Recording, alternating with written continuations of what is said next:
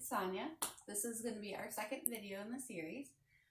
Today we're going to talk about one of the first things that I usually go over with all of my families, which is deep pressure. Deep pressure is helpful for regulation. It's really something that you can use with anyone regardless of disability. It's relatively safe to use. So I have my son Sawyer who's going to help me today. So I'm just going to give you a little background on why deep pressure is effective. So deep pressure works on our proprioceptive system, which is the system which tells us where our body is in space. It works through all of our joints.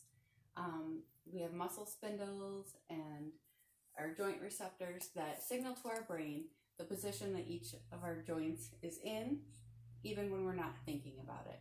So if we close our eyes and put our arm out here, we still know where our body is. So I just wanted to kind of give you a little bit of background. So what happens is as we give each of these joints pressure, it sends information to our brain. And our body really likes to know where it is. So as we get that compression and we're using those muscles and we're actually going to be creating a little bit of artificial muscle contraction, that's sending information to our brain that is saying we're safe. We know where we are. Go ahead and relax. Take a deep breath. It's why we like massages. It's why we hug each other. It's why we swaddle babies. It's something that works. It actually works for all mammals. This is my dog Stanley. He decided he wanted to sit here through the video. He has a thunder shirt. It's going to be the same concept. It squeezes him, it compresses his joints, and makes him feel calm. So it really isn't magic. It seems a little bit like voodoo, but it is something that we can use if kids are tantruming. It's something that if we use on a regular basis can help kind of retrain our brain to release good chemicals instead of those high anxiety chemicals.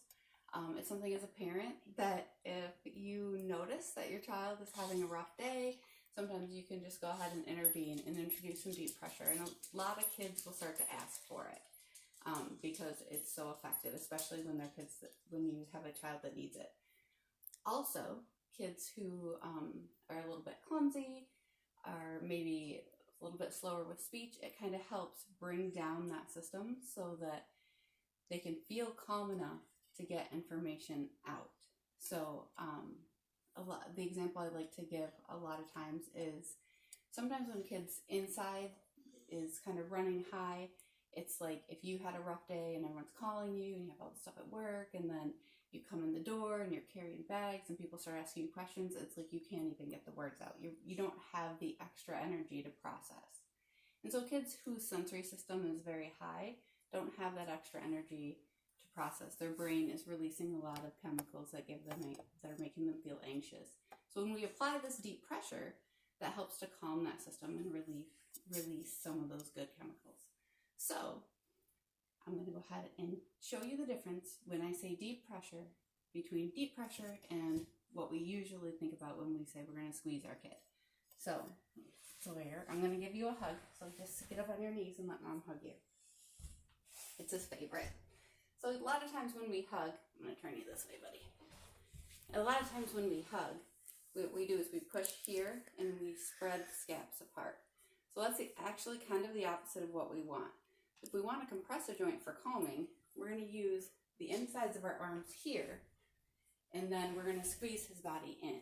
And so we're going to really push all these rib joints, the shoulder joints, the scap, everything's going to start to come together with a nice, even pressure. And sometimes you hear them go, like you push a little bit of air out of them. So you don't want to squeeze too hard, especially with smaller toddlers and things like that.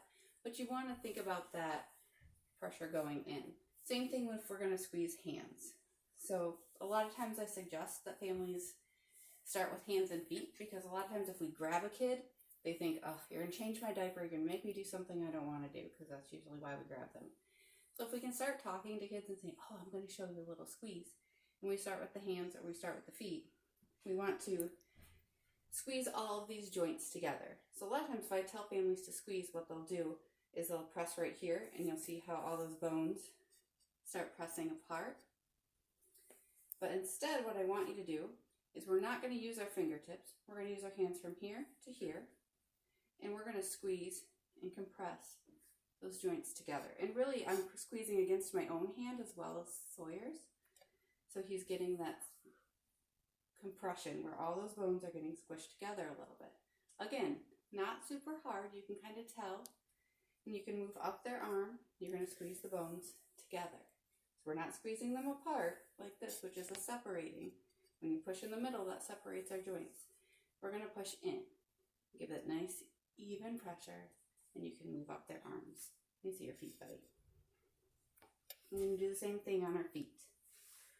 So, feet is really good if you have a child that's really in the middle of a temper tantrum, or they are just really kind of laying it out and all over the floor. The more we talk, the more it kind of feeds into that. But if we can be quiet and center ourselves, and you can approach them, and again, we're not going to squish them this way. We're going to wrap our hands, just make our hand one solid unit, and squish in. And you can just move right up. And really, a lot of my pressure is coming from my bicep. It's just one squeezing movement, like those weird clapping monkeys from back in the day.